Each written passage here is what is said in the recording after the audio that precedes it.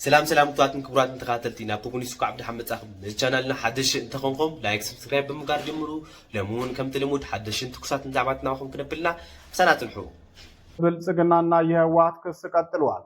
በፖለቲካ ተንታኞች ዘንድ በባሩር ሽታ የተጠመቁት ተብለው የሚጠሩት ህወሓትና ብልጽግና የቃላት ጦርነቱን አጠናክረው ቀጥለውበታል።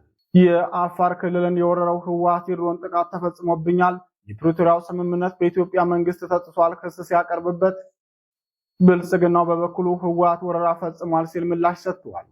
የኢትዮጵያ ህዝብ የመከራ ቋት የሆኑት ሁለቱ ድርጅቶች የከፈቱትም የቃላት ጦርነት ይህ የመጀመሪያው ሳይሆን ከዚህ በፊትም በ2013 ዓመተ ምህረት ደም አፋሳሹ ጦርነት የተቀሰቀሰው በሁለቱ ጦረኛ ቡድኖች ተከታታይ የቃላት ጦርነት በኋላ እንደነበር አይዘነጋም። የሁለቱም ቡድኖች ወታደራዊና የፖለቲካ አመራሮች ለጦርነት የሚጋብዙና በዝግጅት ላይ እንዳሉ የሚገልጹ መልእክቶችን ሲያስተጋቡ ሰንብተዋል። የብልጽግናው ኤታማዦር ሹም ብርሃኑ ጁላ ህወሓት ካልጠፋ ኢትዮጵያ ሰላም አትሆንም ሲሉ፣ የህወሓቱ ጄኔራል ምግበይ ኃይሌ በበኩላቸው ለሁሉም ኃይሎች የንታገል ጥሪ ማቅረብ አይዘነጋም። ህወሓት ዛሬ ባወጣው መግለጫው ደግሞ የኢትዮጵያ መንግስት የትግራይ ህዝብን ሞትና ስቃይን የመመኘት ፍላጎቱ የፕሪቶሪያ ስምምነትን በግልጽ ጥሷል። የትግራይ ህዝብና የትግራይ ህዝብ ነጻ አውጪ ግንባር ህወሓት የፕሪቶሪያ ስምምነትን ተግባራዊ በማድረግ ዘላቂ ሰላምን የሚያመጣ እምነት ለመገንባት በትዕግስት ሲሰሩ ቆይተዋል። ይሁን እንጂ ህልውናው የትግራይ ህዝብን በማጥፋት እንደሚቀጥል የሚያምነው የኢትዮጵያ መንግስት የፕሪቶሪያ ስምምነትን እንደሌላ የዘር ማጥፋት መሳሪያ በመጠቀም ህዝባችንን ለሞትና ለመከራ ሰለባ ለማድረግ አቅዷል። ያገዛዙ ባለስልጣናት የትግራይ ህዝብን ከፕሪቶሪያ ስምምነት በተቃራኒ ሲያስፈራሩ ቆይተዋል።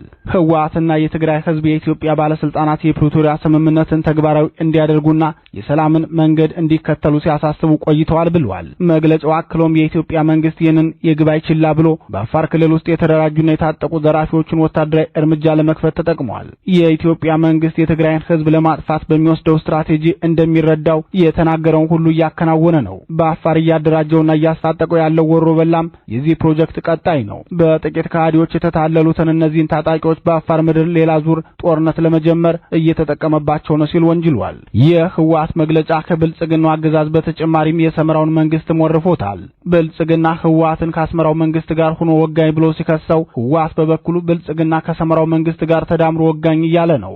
በቅርቡ የአፋር ክልል ኮሙኒኬሽን ቢሮ ባወጣው መግለጫ ጦረኛው የህወሓት ጉጅሌ በክልላችን ጥቃት ከፍቶ ንጹሃንን ገድሏል፣ አፈናቅሏል ማለቱ ይታወሳል። ህወሓት በወቀሳው የአፋር ብሔራዊ ክልላዊ መንግስት የኮሙኒኬሽን ቢሮ ትግራይን ከመሬቷ ያስቸገሩ ያሉትን ተንኮለኞች በመደበቅና የሌላ ዙር ጦርነት መሳሪያዎች በመሆን የጥፋት መሳሪያ ሆኗል ሲል ከሷል። የአፋር ብሔራዊ ክልላዊ መንግስት ባለስልጣናት ትላንት ከፈጸሙት ግፍ ንስሐ ከመግባት ይልቅ ለሌላ ዙር የጥፋት መሳሪያ መሆን የለባቸውም፣ ከዚህ ጥፋት መቆጠብና ትግራይ ከአፋር ወንድማማች ህዝብ ጋር ሰላማዊ ግንኙነት ለመፍጠር የምታደርገውን ጥረት መደገፍ አለባቸው ብሏል። ህወሓት አክሎም የአፋር ህዝብ በኢትዮጵያ መንግስት ትግራይን ለማተራመስ በተደራጁት ተንኮለኞች ላይ የሚያደርገውን ትግል እንደሚቀጥል እርግጠኛ ነው። የእነዚህ ሁሉ ድርጊቶች እቅድ አውጪና አስፈጻሚ የሆነው የኢትዮጵያ መንግስት አሁን የፕሪቶሪያን ስምምነት ጥሶ በጥቅምት 27 ምሽት የድሮን ጥቃቶችን ፈጽሟል።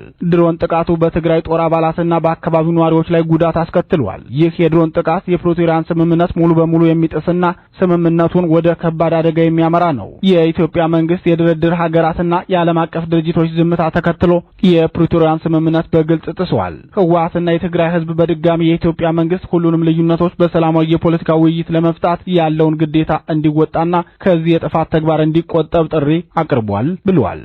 ቀድሞ የህወሓት ታጋይ አቶ ገብሩ አስራት በጦርነት ምክንያት የእናቶች ለቅሶ እስካሁን ሊቆም አልቻለም ሲሉ ተናገሩ።